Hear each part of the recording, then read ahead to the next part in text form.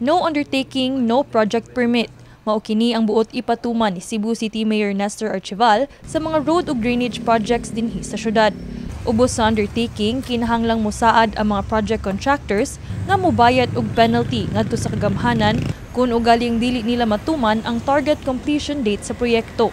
Aso ni Archival nga ang maong kalambuan alang sa pagpaspas sa katumanan sa mga proyekto nga lakip nga nakapadugang sa kahuot sa traffic sa Cebu City. Gihangyo nako ang sitong pangita tag pamaagi nga before nato tagaan og permit sila, mahatag sila og undertaking. Kani man kung undertaking dali kay ni. Sila may moingon. Sige, promise me unsa may inyong himuon kung di mahuman. Nga kami kung kaso dili namo mahuman ang set ang kanang sa among project mobayad mi sa syudad. Di ba? I mean, do you think it's fair enough nga maingon sila nga mahuman din namo unya ug di mi kahuman mobayad mi sa syudad? Gihangyo sab sa mayor nga himuong 24 oras ang pagtrabaho niini. Pasabot ako on hold katong pa masugdi. Pero katong nasugda na akong gihangyo umana na in tawo na oy. Mo na mag-traffic kayo sa Banilan kay supposed to be ang Padrega kan sa IT Park wa gyud mo left turn going sa Talamban.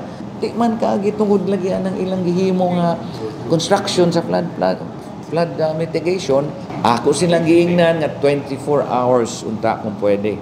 Niagi ko gahapon why nagtrabaho. So these are the kind of contractors nga naa nato karon.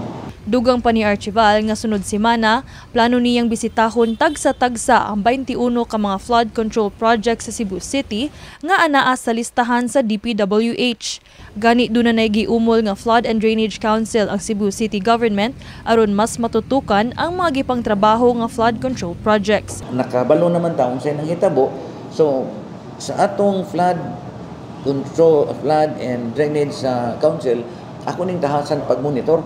Kay naaman din ha ang engineering, naaman din ha ang mga tao nga makamaong mutanaw. Focus ta din na sa monitoring.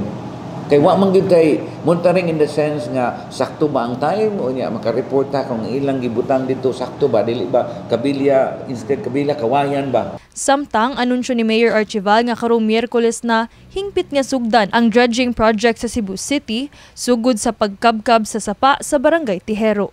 Kini si Queenie Holigon, alang sa MyTV, Cebu.